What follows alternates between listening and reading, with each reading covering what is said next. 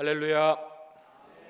이 아침도 하나님께서 여러분을 위하여 예비하신 은혜가 여러분의 심령 가운데 충만하게 임하시기를 주님의 이름으로 축원합니다. 하나님께서는 이스라엘 백성들을 시내산으로 이끌어 가셨습니다. 출애굽한 지 세 번째 되는 달, 기간으로는 약 2달 정도 소요된 그 시간 만에 이스라엘 백성들은 드디어 시내산에 도착하게 됩니다. 하나님은 그 시내산에서 이스라엘 백성과 거룩한 언약을 체결하시고 모세를 통해서 하나님의 백성들이 지켜야 할 모든 법과 규례를 주셨습니다. 그들이 이 땅에서 어떻게 살아가야 되는지, 또 장차 가나안 땅에 들어가서 하나님의 나라를 이제 본격적으로 시작하게 될 텐데 그 나라의 백성답게 어떻게 살아가야 되는지에 대한 모든 지침을 하나님께서 말씀해 주셨습니다. 오늘 본문은 그 모든 율법의 뼈대가 되는 십계명에 관한 말씀인데, 오늘은 먼저 십계명의 서론에 관한 내용과 제1계명까지만 살펴보겠습니다. 십계명의 서론은 크게 세 가지 내용으로 살펴볼 수가 있습니다. 먼저 십계명이라고 하는 말의 의미, 그 의미를 우리가 한번 좀 생각해 볼 필요가 있습니다. 물론 십계명이라고 하는 말의 뜻을 모르는 분은 없을 거예요. 10가지 계명이라고 하는 뜻이죠. 그런데 이 명자가 한자로 명령할 때 쓰는 목숨 명자를 쓰다 보니까 십계명 하면 뭔가 좀 강압적이고 강제적인 그런 10가지 명령, 하나님께서 막 명령하시는 그런 좀 딱딱하고 무거운 것으로 오해하시는 분들이 참 많습니다. 그런데 본래 의미는 그렇지가 않습니다. 정작 히브리어 원문에는 명령을 의미하는 단어가 한 번도 사용되지가 않았습니다. 그저 10가지 말씀들 이렇게 되어 있어요. 10가지 말씀들, 10가지 명령, 10가지 계명 이런 게 아니라 10가지 말씀들, 그게 십계명의 본래 의미예요. 다시 말해서 십계명이라고 하는 것은 우리를 압박하는 강제적인 명령이 아니라 하나님과 이스라엘의 그 관계 속에서 주어진 책임적인 약속에 관한 말씀이라는 거예요. 책임적인 약속이라고 하는 것은 이 계명을 지키고 안 지키는 건 이스라엘의 선택의 자유예요. 약속했다고 해서 뭐 강제적으로 막 그런 게 아니라, 약속은 했지만 그걸 지키고 안 지키는 건 이스라엘의 자유예요. 물론 그 선택의 결과에 대한 책임도 이스라엘에게 있습니다. 그것이 책임적 약속이라는 거예요.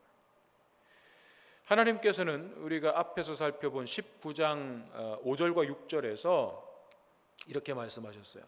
너희가 내 말을 잘 듣고 내 언약을 지키면 너희는 모든 민족 중에서 내 소유가 되겠고 너희가 내게 대하여 제사장 나라가 되며 거룩한 백성이 되리라 하고 이스라엘 백성들에게 말하자면 하나님께서 제안하신 거예요. 너희가 이렇게 하면 내가 너희를 이렇게 하겠다 하고 제안하신 거죠. 거기에 대해서 이스라엘 백성들이 19장 7절 8절에서 이렇게 응답했습니다. 모세가 내려와서 백성의 장로들을 불러 여호와께서 자기에게 명령하신 그 모든 말씀을 그들 앞에 진술하니 백성이 일제히 응답하여 이르되 여호와께서 명령하신 대로 우리가 다 행하리이다. 하나님께서 제안하셨고 이스라엘 백성들이 하나님의 제안을 수용했습니다. 우리가 그렇게 하겠습니다. 즉 이스라엘은 하나님과 이스라엘 백성 간에 거룩한 언약이 체결된 거예요. 예를 들면 이런 거죠. 결혼을 할 때 신랑 신부가 서로 결혼 서약을 합니다.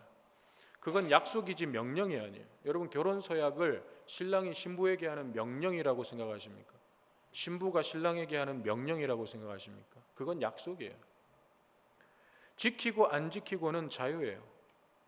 그런데 서로가 그 약속을 신실하게 지켜간다면 결혼 생활은 행복이 될 것이고, 반대로 그 약속을 지키지 않으면 관계는 깨지고 불행하게 되는 거죠. 그리고 그 약속을 지키지 않음으로 인해서 발생된 결과에 대한 책임은 그 선택을 한 자의 몫이라는 거예요. 십계명의 말씀들도 그런 의미가 담겨져 있는 것입니다. 하나님께서는 그동안 이스라엘 백성들에게 일방적인 은혜를 베푸셨어요. 아브라함을 부르시고 내가 너로 큰 민족을 이루게 하고 땅의 모든 족속이 너로 말미암아 복을 얻게 할 것이다. 아브라함에게 하나님께서 약속하셨습니다. 그리고 하나님께서는 이 약속의 성취를 위해서 무조건적인 은혜를 베푸셨어요. 아브라함이 하나님의 말씀에, 하나님의 명령에 얼마나 잘 순종하는지에 따라서 하나님께서 다르게 하신 게 아니라 그저 하나님은 이 약속을 신실하게 지켜가시기 위해서 일방적으로 무조건적인 은혜를 베푸셨어요. 그러나 이제 아브라함의 후손들이 이스라엘 민족이 되었고 이 이스라엘이 하나님의 거룩한 백성답게 이제 세워지고 하나님과 더욱 깊고 친밀한 관계로 들어가려면 이스라엘도 어떤 하나님과의 관계에 있어서 책임 있는 모습을 보여야 되는 거죠. 부부가 결혼 서약만 했다고 그 관계가 친밀해지는 게 아니죠. 결혼 생활을 통해서 서로가 서로에게 한 약속을 신실하게 지켜갈 때 그 관계가 친밀해지고 깊어지는 거죠. 하나님과 이스라엘 관계도 마찬가지라는 거예요. 이제는 지금까지는 하나님께서 일방적으로 이스라엘에게 은혜를 베푸시고 이스라엘을 사랑해 주셨다면 이제는 이스라엘도 하나님께 대해서 책임 있는 모습을 보여야 할 때가 되었다는 것입니다. 그래서 하나님께서는 십계명을 시작으로 하나님 나라의 법을 제정하여 가르치시면서 이스라엘에게 하나님과의 관계에 있어서 책임 있는 모습을 이제 요구하시는 거예요. 자, 다음으로 십계명의 구조가 갖고 있는 의미를 우리가 좀 생각해 볼 필요가 있습니다. 잘 아시다시피 십계명은 두 부분으로 나뉘어져 있습니다. 1에서 4계명은 하나님과 나와의 관계, 하나님과의 관계에 대한 계명이고 5계명부터 10계명까지는 이웃과 사람과의 관계에서 지켜야 할 계명, 이렇게 두 부분으로 나누어져 있습니다. 이것은 무엇을 의미하는가 하면 10계명에 있는 두 개의 큰 줄기를 보여주는 것이라고 할 수 있는데 그것은 하나님 사랑과 이웃 사랑이죠. 10계명의 두 가지 큰 줄기, 하나님 사랑과 이웃 사랑입니다. 즉 10계명의 본질이라고 하는 것은 이걸 지켰냐 못 지켰냐라고 하는 율법의 문제가 아니라 관계에 기초한 사랑이라는 거예요. 10계명은 관계에 기초한 사랑이에요. 그 사랑이 삶으로 실천되고 표현되는 모습, 그게 계명을 지키는 삶이라는 거. 기본적으로 사랑이 바탕이 되어 있어야 돼요. 그 사랑이 밖으로 드러난 모습이 그 계명들을 지키는 모습이에요. 네가 하나님을 사랑한다면 하나님과의 관계에서 지켜야 할 계명들은 누가 뭐라고 하지 않아도 스스로 지키게 될 것이다. 네가 이웃을 사랑한다면 이웃과의 관계에서 지켜야 할 계명들은 스스로 자연스럽게 지키게 될 것이다. 이것을 말씀하고 있는 거죠. 그래서 예수님께서도 마태복음 22장 37절에서 40절에서 이렇게 말씀하셨습니다. 내 마음을 다하고 목숨을 다하고 뜻을 다하여 주 너희 하나님을 사랑하라 하셨으니 이것이 크고 첫째 되는 계명이요 둘째도 그와 같으니 내 이웃을 내 자신같이 사랑하라 하셨으니 이 두 계명이 온 율법과 선지자의 강령이니라. 우리가 사랑을 알고 사랑에 빠지게 될 때 사랑하는 사람에게 기쁨을 주기 위해서 하는 모든 수고에 대해서 그것을 고생이라고 생각하지 않습니다. 여러분은 그걸 고생이라고 생각하십니까? 사랑하는 사람을 위해서 내가 하는 것, 그 수고, 무거운 짐이라고 여기지 않습니다. 오히려 그 애씀이, 그 수고가 기쁨과 즐거움이 되는 것, 그것이 사랑이죠. 내가 그 사람을 위해서 정말 수고하고 애쓰는 게 오히려 나한테 기쁨이 되는 거예요. 즐거움이 되는 거예요. 그 사람이 기뻐하고 좋아할 것만 생각해도 내가 더 기쁜 거예요. 그게 사랑이죠. 그래서 하나님께서는 십계명의 내용을 말씀하시기 전에 먼저 오늘 본문 2절에서 이렇게 말씀하셨어요. 나는 너를 애굽 땅 종되었던 집에서 인도하여 낸 내 하나님 여호와니라. 우리가 앞장 19장 4절에서 봤던 구절이 있죠. 내가 애굽 사람에게 어떻게 행하였음과 내가 어떻게 독수리 날개로 너희를 업어 내게로 인도하였음을 너희가 보았느니라. 이 말씀하고 같은 맥락인 거예요. 하나님은 너희를 사랑하시고 책임져 주시는 여호와 하나님이시라는 것을 기억하라는 거예요. 그걸 먼저 기억하라는 거예요. 이 사실을 간과해버리고 무조건 하라 하지 마라 이런 의미로만 생각하니까 하나님의 말씀이 무거운 짐이 되어버리고 마는 것입니다. 십계명을 지킨다는 것은 우리를 지극히 사랑하시는, 이 세상 그 무엇보다도 우리를 사랑하시는 하나님께 우리가 드려야 할 사랑의 표현이에요. 우리가 하나님 앞에 드려야 할 사랑의 표현인 것입니다. 자, 세 번째는 십계명과 같은 그 율법이 가지고 있는 기능에 대해서 우리가 좀 생각해 볼 필요가 있어요. 율법이 가지고 있는 기능. 율법은 구원의 근거나 조건이 될 수가 없죠. 십계명을 잘 지켜야 구원받고 하나님의 백성이 되는 것은 아닙니다. 그래서 하나님께서는 이 율법을 출애굽할 때 주신 것이 아니라 이스라엘 백성들을 출애굽하게 하시고 홍해를 건너가게 하시고 그래서 광야를 인도하시고 시내산에 오게 하신 다음에, 즉 구원받은, 먼저 구원이 이스라엘에게 임했어요. 하나님은 이스라엘을 먼저 구원하시고 그들이 구원받은 하나님의 백성이 되게 하신 다음에 시내산에서 율법을 주신 거예요. 만약 율법을 완전하게 지키는 것, 그것이 하나님의 백성의 조건이 되고 구원받는 조건이 된다 그러면 출애굽하시기 전에 이걸 말씀하셔야 되죠. 자, 이렇게 해라. 너희가 이걸 완전하게 지키면 내가 너희를 구원해 주겠다. 이렇게 말씀하셔야 되는 거예요. 아니라는 거예요.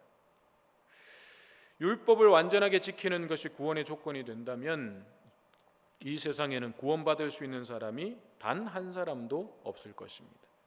왜냐하면 그 율법을 완전하게 지킬 수 있는 사람은 없으니까. 그건 불가능한 거니까. 예수님은 여러분 사랑의 예수님이시잖아요. 그런데 예수님은요, 성부 하나님보다 훨씬 더 고단수예요. 하나님은 모세에게 이 율법을 이렇게 글자로 주셨잖아요. 대부분 이제 행위적인 것, 우리가 행동으로 하는 모든 것들이 범주예요. 근데 예수님은 네 생각 속에, 네 마음 속에 네가 사람을 죽이고 싶은 마음이 들었냐? 실제로 사람을 죽인 거하고 별반 다르지 않다. 네가 마음속에 간음하고 싶은 마음을 품었냐? 실제로 간음한 거하고 너 별반 다르지 않다. 예수님은 성부 하나님보다 훨씬 더 고단수예요. 예수님은 율법을 아예 그냥 확장시켜 버리셨어요. 우리의 내면까지, 우리의 마음과 생각의 죄까지. 그러니 여러분, 내가 행위로는 나 죄 안 지었는데요, 그렇게 말할 수 있겠죠. 근데 예수님은 네 마음속에 누군가를 미워했거나 혹은 형제를 향해서 얘 멍청한 놈아, 그건 지옥불에 들어가는 거 같은 거예요. 사람을 미워하는 마음 한 번 안 가져본 사람이 어디 있습니까? 시기하고 질투하는 마음 한 번도 안 가져본 사람이 어디 있습니까? 그 마음을 품은 것 자체가 행동한 거하고 똑같다는 거예요. 그러면 그 법의 범주 안에서 그걸 완벽하게 지켜낼 수 있는 사람이 누가 있어요? 한 사람도 없는 거예요. 그래서 율법으로는 구원받을 수 있는 길이 없는 것입니다. 그러면 율법은 어떤 기능을 하는가? 이것을 로마서 3장 20절에서는 이렇게 말씀합니다. 그러므로 율법의 행위로 그의 앞에 의롭다 하심을 얻을 육체가 있나니 없나니? 없나니. 율법으로는 뭐를 깨달음이라? 죄를 깨달음이라. 율법으로는 죄를 깨닫는 거예요. 율법의 기능은 그것을 지켜서 우리를 의롭게 하는 것이 아니에요. 율법은 우리의 죄를 깨닫게 하는 것입니다. 우리가 결코 구원받을 수 없는 죄인이라는 것을 폭로하는 것, 그게 율법의 기능이에요. 그래서 율법을 보면 나는 도저히 구원을 받을 수가 없구나. 내 안에 이렇게 많은 죄가 있는데, 이렇게 더러운 죄가 있는데 구원받을 수 없구나. 이걸 율법은 폭로하는 거예요. 그런데 너무나도 역설적으로 그렇기 때문에, 율법에서 그렇게 우리가 도저히 구원받을 수 없는 죄인이라는 것을 폭로했기 때문에, 그렇기 때문에 하나님의 은혜로만 의롭다 하심을 얻을 수 있고, 그렇기 때문에 우리가 하나님께서 값없이 거저 주시는 그 은혜로만 구원받을 수 있음을 오히려 보여주시는 거예요. 그것이 율법의 본질적인 기능이에요. 너 이거 못 지켰지? 너 구원 못 받아. 이걸 말씀하려는 게 아니라, 자 봐라, 네가 구원받을 수 있겠냐 그래가지고. 그런데 그런 우리를 하나님께서 값없이 은혜로 구원하셨다는 것, 이걸 보여주시기 위한 거예요. 이걸 말씀해 주시기 위한 거예요. 그리고 그런 은혜와 사랑을 베푸시는 하나님을 향해서 우리의 감사와 사랑이 하나님의 말씀에 순종하고 하나님의 법과 규례를 지키는 그 애씀과 노력으로 나타나기를 원하시는 거죠. 하나님이 그렇게 우리에게 놀라운 은혜와 사랑을 주셨다면, 그걸 깨닫고 아는 자라면 이제 하나님께 우리도 하나님이 기뻐하시는 이 일들을 지키고 행하려고 애쓰고 노력하겠죠. 하나님은 그걸 기대하시는 거예요. 너희가 완벽하게 지켜라가 아니라 하나님을 기쁘시게 하고 싶은 그 마음, 나도 이제 하나님께 뭔가를 드리고 싶은 마음, 그걸 하나님의 말씀과 법과 규례를 지키는 삶으로 보이라는 거예요. 물론 거기에는 실패하고 넘어지는 것도 있죠. 다 못 지키는 것도 있죠. 하나님 그거 다 아시죠. 그러나 그렇게 넘어지고 실패할 때에 또 하나님 앞에 나와서 회개하고 또 거기서부터 다시 하나님을 위한 삶을 시작하면 된다는 거예요. 하나님께서 우리에게 기대하시는 것은 그것입니다. 자, 이런 10계명의 의미를 생각하면서 오늘 제1계명을 한번 같이 살펴보겠습니다. 3절에 이렇게 말씀하시죠. 너는 나 외에는 다른 신들을 내게 두지 말라. 이 1계명에는 두 가지 의미가 담겨져 있습니다. 첫째는 하나님은 유일하신 분이다 라는 거예요. 하나님의 유일성. 여기서 다른 신들이라고 하는 것은 하나님 외에 여러 신들이 있다는 뜻이 아니에요.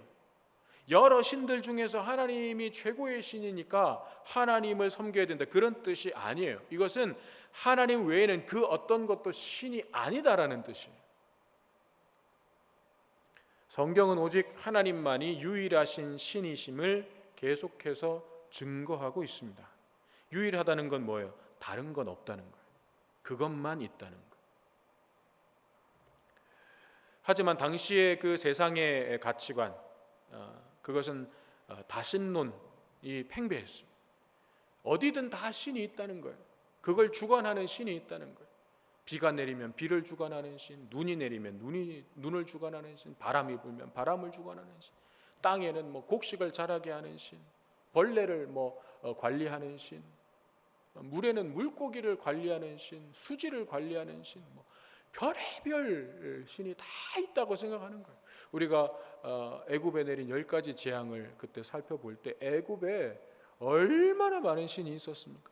개구리 신이 있고 이 신이 있고 하여간 눈에 보이는 데는 닥치는 대로 다 신을 붙여놨어요. 그게 그 당시 세상이 가지고 있었던 신에 관한 신관이에요. 그런데 이스라엘 백성들 안에는 이 애굽에서 몸에 밴 다신 사상이 아직 남아 있었던 거죠. 그 물이 아직 완전히 빠지지 않았던 거예요. 하나님도 그 수많은 신들 중에 한 분 아닐까? 그 신들 중에 제일 강한 신이 하나님인가 보다. 이런 생각들이 이스라엘 백성들 가운데 여전히 남아 있었던 거죠. 그래서 하나님께서는 가장 먼저 하나님만이 유일하신 신이시고 하나님 외에 너희가 신이라고 섬기는 모든 것들은 우상이고 가짜다라는 것을 분명하게 말씀해 주시는 거예요. 그래서 제일 처음 나왔다는 1계명 제일 처음에 있는데 이건 가장 중요하다는 뜻이에요. 10계명 중에서도 가장 처음에 나와 있는 거고 뒤에 나오는 모든 계명보다도 가장 먼저 나온 계명이 10계명 1계명이에요. 제일 중요하다는 거예요. 하나님만이 유일하신 신이시다. 하나님은 여러 신들 중에 가장 뛰어난 신이 아니라 유일하신 하나님이십니다. 우리는 그것을 믿기 때문에 오늘 이 자리에 있는 거예요. 우리가 그걸 믿지 못한다면 굳이 여기 앉아 있을 이유가 없어요. 여러분들은 오늘은 여기 계시고, 내일은 다음 주에는 절에 가시고, 그 다음 주에는 이슬람 사원도 가시고, 그렇게 여러 신들을 좀 순회하면서 그렇게 예배를 드리면 훨씬 여러분의 삶에 도움이 되지 않겠습니까? 그런데 우리는 하나님만이 유일하신 살아계신 하나님이시라는 것을 믿기 때문에 오늘 이 자리에 있는 것입니다. 오늘날 세상은 진리는 하나가 아니라고 말합니다. 물론 어떤 영역에 있어서는 다양성이 인정되어야 되고 또 그것이 옳은 부분도 있어요. 그것이 옳은 영역도 있어요. 그러나 영적인 세계는 달라요. 신앙의 세계는 달라요. 절대적인 진리, 불변의 진리라고 하는 것이 있습니다. 여러분, 예를 들면 수학에서 1 더하기 1은 2, 이게 불변의 진리죠. 이건 바뀔 수가 없는 거예요. 이게 바뀌면 수학이 근간이 무너지는 거예요. 이걸 절대 변하지 않는 진리라고 딱 정해놨기 때문에 여기에 기초해서 다른 연산들이 뻗어나갈 수 있는 거예요. 1 더하기 1은 2, 이건 수학에서 절대 불변의 진리예요. 그런데 여러분, 1 더하기 1은 2, 이걸 쓰는데 금을 갈아가지고, 우리 금으로도 글씨 쓰잖아요. 붓에다가 금을 묻혀가지고 금으로 1 더하기 1은 3 이렇게 썼어요. 금으로 썼으니까 맞다고 해줘야 된다. 이게 옳습니까? 아니면 어떤 사람이 정말 이태리 장인이 한 땀 한 땀 그 옷을, 명품 옷을 만들듯이 정성을 다해서 1 더하기 1은 1 이라고 썼어요. 저 사람이 정말 정성을 다해서 혼신의 힘을 다해서 썼으니까 1 더하기 1은 1, 이것도 맞다고 해줘야 된다. 이게 옳습니까? 아니에요. 그럴 수 없어요. 영원한 진리, 결코 변할 수 없는 진리라는 것은 오직 하나일 수밖에 없는 것입니다. 하나님은 그 유일하고 영원한 진리가 바로 하나님 자신이라는 것을 제1계명을 통해서 분명하게 말씀하고 있는 것입니다. 1계명에 담긴 두 번째 의미, 이것이 어떻게 보면 1계명의 본질적인 의미이기도 한데, 나 외에 다른 신들을 내게 두지 말라라고 하는 이 말씀의 본래 의미를 찾아보면 너는 내 앞에서 다른 신들을 가지지 말라라고 하는 뜻이에요. 하나님 앞에서, 너는 내 앞에서 다른 신들을 가지지 말라. 다시 말하면 하나님 외에 다른 그 무엇도 하나님과 동등한 위치에 함께 두지 말라는 거예요. 내가 하나님을, 내 마음속에 하나님이 계신 자리가 있어요. 그 하나님 앞에 다른 무언가를 동등한 위치에 또 내가 갖다 놨어요. 이거 하지 말라는 거예요. 1차적으로 이 말씀은 우상 숭배를 금하는 계명이라고 할 수 있지만, 단순히 그냥 우상 숭배하지 마라, 그런 좁은 의미만이 아니라 더 나아가서 하나님이 너의 삶에 있어서 유일한 사랑의 대상이어야 한다는 거예요. 하나님만이 너에게 있어서 유일한 사랑의 대상이어야 한다는 거예요. 한마디로 한눈 팔지 말라는 거죠. 그러면 하나님은 왜 가장 중요한 1계명에서 이런 말씀을 하시는 것인가? 그것은 앞서 말씀드린 것처럼 10계명은 뭐예요? 지켰냐 안 지켰냐라고 하는 율법의 문제가 아니라 뭐라 그랬습니까? 관계에 기초한 사랑이라 그랬어요. 사랑의 관계가 그 본질이에요. 그래서 하나님께서는 지금 이 말씀을 하고 있는 거예요. 성경에는 하나님과 하나님의 백성들과의 관계를 다양하게 묘사합니다. 그중 하나가 남편과 아내의 관계죠. 남편과 아내는 상대방 외에, 서로 배우자 외에 다른 여자, 다른 남자를 사랑해서는 안 됩니다. 이것은 부부 관계가 유지되는 데 있어서 가장 중요한 문제예요. 그건 가장 근본이 되는 거예요. 가장 당연한 거예요. 만약 다른 대상을 사랑하게 되는 그 순간 그 관계는 깨지고 마는 거예요. 마찬가지로 하나님의 백성이 하나님 외에 사랑하는 대상을 두는 것은 영적인 간음이에요. 우리나라는 이제 무슨 간통죄가 뭐 죄도 아니게 된 이상한 그런 분위기가 됐지만 영적인 간음이에요. 하나님 외에 다른 대상을 향해서 한눈 파는 것, 다른 사람을 사랑의 대상으로 삼는 것. 그래서 하나님께서는 하나님의 백성들에게 온전히 하나님만을 사랑하실 것을 요구하시는 것이고, 이런 요구는 지나친 것이 아니라 당연한 요구예요. 그건 당연한 요구예요. 만약 아내가 다른 남자를 사랑하는 것에 대해서 아무렇지도 않게 여긴다 그러면 그 남편이 아내를 사랑하는 거라고 말할 수 있습니까? 아내가 뭐 누구를 만나든지 남편 말고 뭐 누구를 사랑하든지 그건 뭐 아무 상관이 없다 그러면 그 남편이 그 아내를 사랑하는 거예요? 아니죠. 그러므로 하나님께서 우상 숭배를 가증한 것으로 여기시고 결코 용납하지 않으신다는 것은, 다른 말로 말하면 우리를 그만큼 지극히 사랑하신다는 거예요. 하나님은 우리에게 전부를 주셨어요. 그렇지 않습니까? 하나님 우리를 사랑하시되 하나님의 전부를 우리에게 주시면서 우리를 사랑하셨어요. 그 하나님의 사랑이 확증된 게 뭐예요? 어디에서 확증됐습니까? 예수 그리스도의 십자가에서 그 사랑이 확증되었어요. 그러므로 우리가 하나님을 사랑한다는 것은 하나님도 사랑한다는 뜻이 아니라 하나님만 사랑한다는 뜻이에요. 여러분, 하나님도 사랑하지 마세요. 하나님만 사랑하는 거예요. 이스라엘이 이후에 우상 숭배에 빠졌을 때 그들은 하나님을 버리고 우상만 섬긴 것이 아니었어요. 하나님도 섬기고 우상도 섬겼어요. 그러면서 하나님께서 책망하실 때 우리가 언제 하나님을 버렸냐고, 우리가 언제 하나님을 배신했냐고, 우리가 언제 하나님을 섬기지 않은 적이 있냐고 항변했습니다. 오늘 우리는 어떻습니까? 이방 종교의 신만 우상이겠습니까? 형상을 만들어 놓은 것만 우상이겠습니까? 오늘날 많은 사람들이 전지전능한 최고의 신으로 숭상하고 섬기는 최고의 신은 뭡니까? 만몬이죠. 돈이죠. 오늘 이 세상에 최고의 전지전능한 신은 사람들에게 만몬이에요. 돈이에요.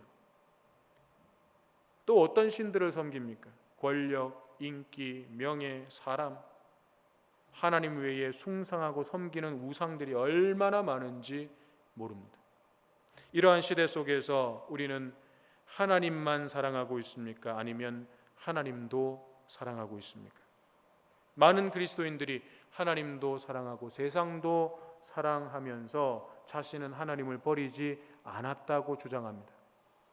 그러나 하나님께서는 오늘 저와 여러분의 온전한 사랑을 받기를 원하십니다. 전부를 받기 원하십니다.